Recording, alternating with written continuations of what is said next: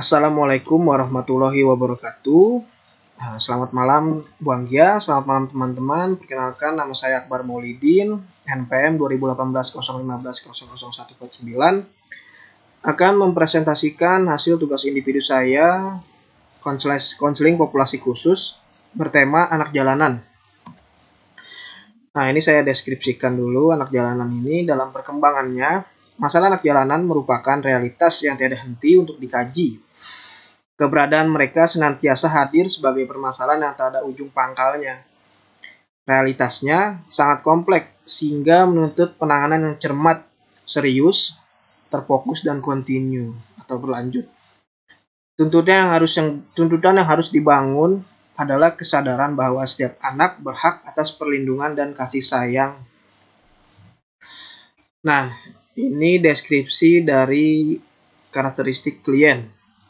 Berinisial JR, remaja laki-laki berusia 15 tahun, tinggal di daerah Cilandak, Jakarta Selatan, dekat rumah saya. Dia bekerja itu serabutan, ngamen, atau tukang parkir, atau ojek payung ya kan kalau lagi hujan, atau penjaga toko. Jadi ini singkatnya itu, klien ini dulu tinggal bersama orang tuanya. Hidupnya itu dia biasa-biasa aja gitu. Sekolah, ngaji, bermain, belajar.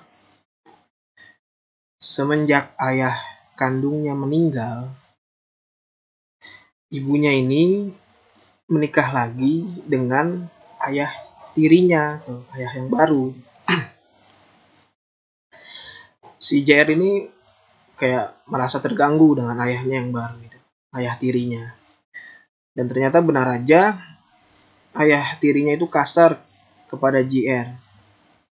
Ya, seperti memukul, suka membentak, memaki, memarahinya, dan tidak layak sebagaimana ayah pada umumnya gitu. Akhirnya si Jerry itu minggat atau kabur dari rumahnya dan hidup di jalanan bersama kawan-kawanannya. Ya, kadang dia tinggal di rumah temannya, istirahat di rumah temannya, dan ikut bekerja bareng temannya gitu ya, sebagai penjaga toko itu jadi tukang parkir ya, atau mengamen ya. Nah, permasalahan yang sering muncul dari klien ini suka mengalami trauma. Nah, itu yang saya tadi bilang. Trauma yang dimaksud itu seperti melihat orang tua yang memukul anaknya di hadapan dia gitu. Dia merasa sakit dan dia mengalami pikiran kembali pada masa lalunya itu, pada ayah tirinya. Terus ada bekas luka di bagian punggung yang membuat klien merasa sakit. Ya, akibat dari pukulan dari rotan, dari sapu, atau dari kayu gitu. Nah, klien ini suka mengalami rasa sedih. Nah, dia ngelihat orang tua di hadapan dia gitu kan, orang tua lain bersama anaknya bercanda, bermain, atau anaknya tersebut mendapat rasa kasih sayang. Hadapan JR itu merasa sedih gitu. Nah, yang terakhir ini klien terhambat dalam pendidikannya. Yaitu yang saya bilang, semenjak kejadian tersebut minggat atau kabur dari rumahnya, pendidikan ini menjadi kacau. Pendidikan formalnya. Nah, ini analisis kebutuhan klien. Klien ini butuh kasih sayang terhadap orang tuanya. Ya, sehingga si JR ini tidak merasakan yang namanya kesedihan gitu. Klien ini butuh rumah tinggal tetap. Nah, ini klien ini terbilang masih muda, 15 tahun, dan kerja serabutan ini untuk kehidupan finansial dan ekonominya dia sendiri. Kadang dia harus mandi ke rumah temannya, kadang dia dikasih baju sama temannya juga ya. Terus dia tidur di rumah temannya, terus kadang juga dia tidur di musola gitu, di tempat rumah ibadah. Dan itu kan nggak boleh sebenarnya kan, dan itu nggak layak untuk kehidupannya si JR. Klien ini butuh data atau berkas pribadi agar sekolahnya kembali. Nah, klien ini butuh istirahat yang cukup atau layak, seperti yang saya bilang. Dan klien ini butuh dorongan dan visi misinya agar jelas.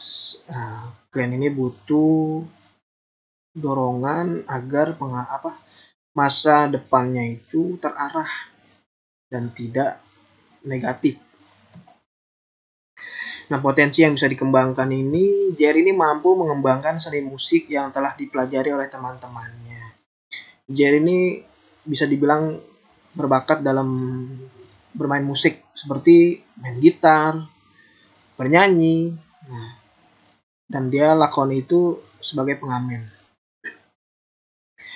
Jika tidak dikembangkan, maka maka bakatnya tersebut kan sia-sia gitu. Nah, JR ini mempunyai pengalaman mumpuni di berbagai bidang, menjaga toko karena jujur dan uletnya bekerja. Nah, dia sering jaga toko barang temennya itu. Nah, terus membimbing JR dalam keagamaan agar dia tidak salah arah. Nah, ini. Nah, jika halnya negatif atau segala macam, itu berakibat fatal untuk masa depannya dia. Ini membimbing minat bakatnya karena umurnya masih terbilang muda. Bakatnya yang seni musik itu. Layanan BK yang tepat nih. Layanan informasi bertujuan untuk klien memahami dunia luar yang sebagaimana randomnya kehidupan luar itu kan, ada baik buruknya terjadi di jalanan agar klien tidak salah arah dan mempunyai tujuan yang jelas. Klien ini butuh informasi seperti kayak baik buruknya di dunia itu seperti apa, di jalanan itu seperti apa. Ada positifnya, ada negatifnya ya kan. Yang positifnya kita pelajari dan kita lakoni, yang negatifnya kita buang. Nah, ini layanan pembelajaran, layanan yang memungkinkan untuk mengembangkan sikap dan kebiasaan. Belajar dalam menguasai beberapa pengalaman dunia luar dan kehidupan yang mandiri.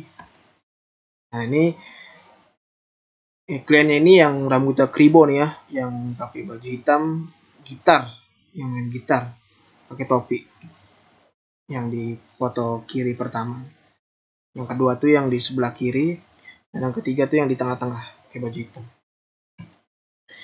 Nah, kesimpulannya, masalah anak jalanan adalah masalah yang sangat kompleks menjadi masalah kita bersama. Masalah ini tidak dapat ditangani hanya satu pihak, melainkan harus ditangani bersama-sama, seperti berbagai pihak, pemerintah, atau yang lainnya. Kurang lebihnya itu saja. Wabillahi taufiq wal hidayah. Wassalamualaikum warahmatullahi wabarakatuh.